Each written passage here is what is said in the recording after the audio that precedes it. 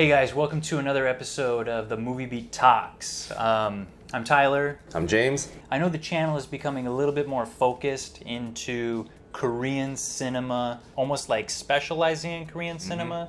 But we want to let you guys know if you are interested or if you are on the fence on just why you should take notice of Korean cinema, why it's worth getting into.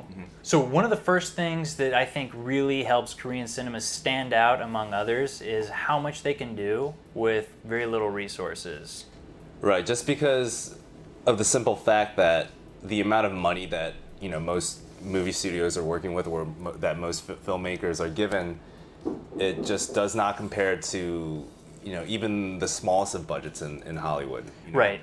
The biggest budgets you're going to hear about coming out of Korea are in the upwards. I mean, tops 13, 15 million, and that is... Yeah, that's considered a lot out here. That's like making it's like a Marvel film back in the States when they're going $200+ million budgets. Yes, it just doesn't compare at all. So filmmakers are because they're restricted on the amount of money that they can use for their films, they have no choice but to get as resourceful and creative as they possibly can with their storytelling. So that results in, especially in the early 2000s, you got a lot of major release films that all sort of had this very independent film type of vibe to it. And that's also when we saw a lot of the genre blending that really, they really had to separate themselves from the pact. And the example that I always throw out there is Save the Green Planet.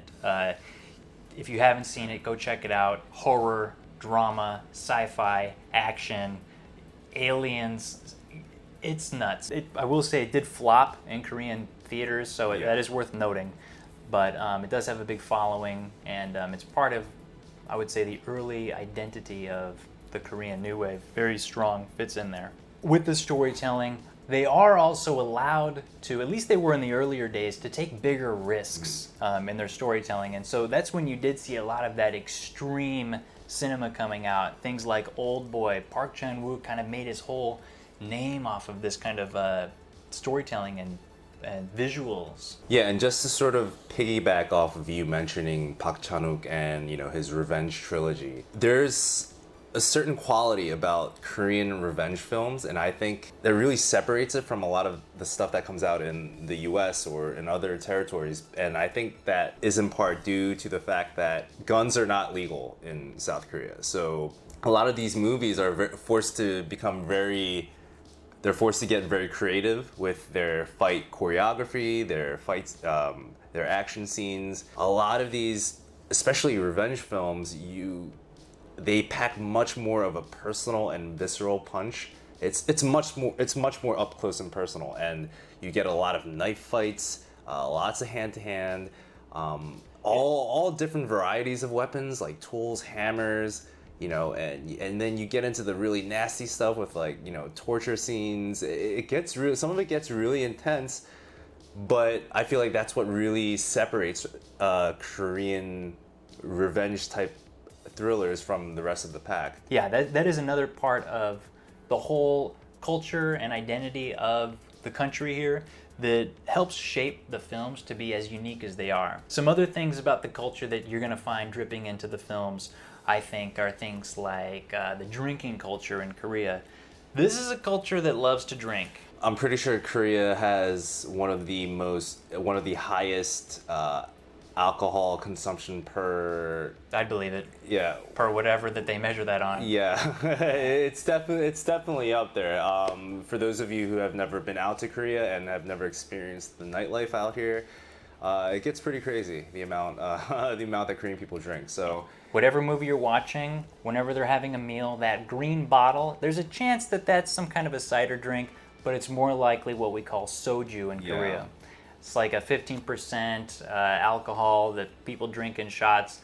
And one of the things that I actually really enjoyed when I was first getting into Korean cinema there's a lot of manner and culture that goes into the drinking customs here. Yeah, there's this whole drinking etiquette that is, you'll see it everywhere. both in films, K-dramas, and just from being the pouring, the pouring, drinking. So yeah, those types of cultural elements just naturally bleed into Korean films because it's part of everyday life, right? Watch Hong Sang-soo film. You're gonna have extended segments of just two people sitting down. Yeah. I mean, this is very, very normal in Korea. I mean, any bar you go to, you're going to see that exchange taking place.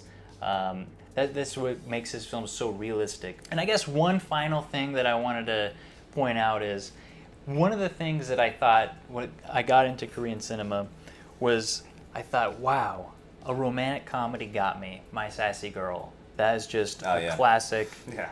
It's done so well. But I didn't realize until I came here just how much this couple and relationship culture is sort of really put on a pedestal and expressed here. Yeah, it really is. I mean, I feel like there's a lot of things that couples in Korea sort of tend to, sort of obsess over and focus on. Like, you won't see that a lot in the States. Like, you have people counting, sort of celebrating their 100th day anniversary, which you never see that. They do take a very traditional and sort of conservative approach to their whole relationship culture, and it's kind of got an endearing element to it, which if I did see that in an American movie, it might come off as hokey or cheesy, but it's just so genuine here.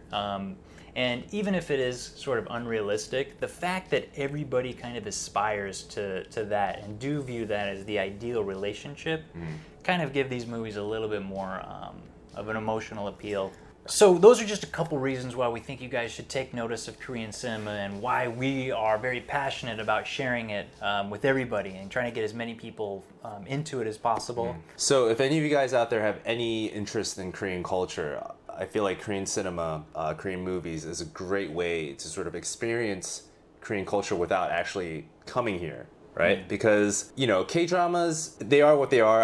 I'm not a fan of them, but they sort of, represent that surface level, glitz and glam sort of appeal of Korean culture. But Korean movies tend to show all facets of Korean society and Korean culture, like, from the idealistic to all the way down to the dirty, the slimy, the corrupt. All that good stuff and the bad stuff. Yeah. Yeah, you're going to see a more of a multifaceted approach. Right. And, cinema and Korean movies tend to go, where most dramas wouldn't, dare go to. So if you guys have any experience with some like the darker Korean movies, you'll know what we're talking about. They tend to get really, really extreme with some of their content, and they really push the boundaries. So whether your interest comes from K-pop or K-dramas, we do highly, highly encourage you guys to check out the films to get just a more of a well-rounded perspective on what life is like in Korea, and we are going to make it our goal to help you understand and kind of walk through that. And one of the ways that we're going to do that is with our new weekly film talk series, and we're going to try to focus on a classic, maybe early 2000s. We're not going to hold ourselves to any restrictions, but we will probably focus more on some older films and working up towards present day. So for this week, we're going to go and we're going to challenge you guys to watch the Korean film Crying Fist, directed by Ryu Seung-won, starring Chae Min-sik and Ryu Seung-bum, the director's brother. And we're going to try to watch this film this week sometime, and then next week we're going to make... Well, we've already seen it. But we're going to watch it with you guys. Yeah. But we're going to make a video next week to talk about the film and sort of break it down and why we think it's one of the great Korean films. Oh yeah, it's definitely one of my. It's not even Korean films. It's definitely one of my favorite films in general. We think it's a great first film for you, especially if you haven't seen any Korean films before at all. So we did put some thought into that. Yeah, and Crying Fist is definitely. I feel like it's a great entry point into Korean cinema because it's not too extreme, but it does pack a punch. But no pun intended. But it's it's just heavy enough. You know what I mean? And once you see the movie, you'll know what I'm talking about. And it does have certain aspects of Korean culture that help make it unique, like we were saying earlier. So check it out. We hope to see you guys back here next week with our Crying Fist video. And until next time, just keep watching Korean movies, keep watching all movies. Join the discussion below. If you like this video, please like it. You can comment on it, share. Click subscribe. Subscribe if you want to stay up to date with all of our newest videos. You can turn that notification button on to be notified when we do upload. So, until next time, Tyler from Movie Beat. Bye, guys. See ya.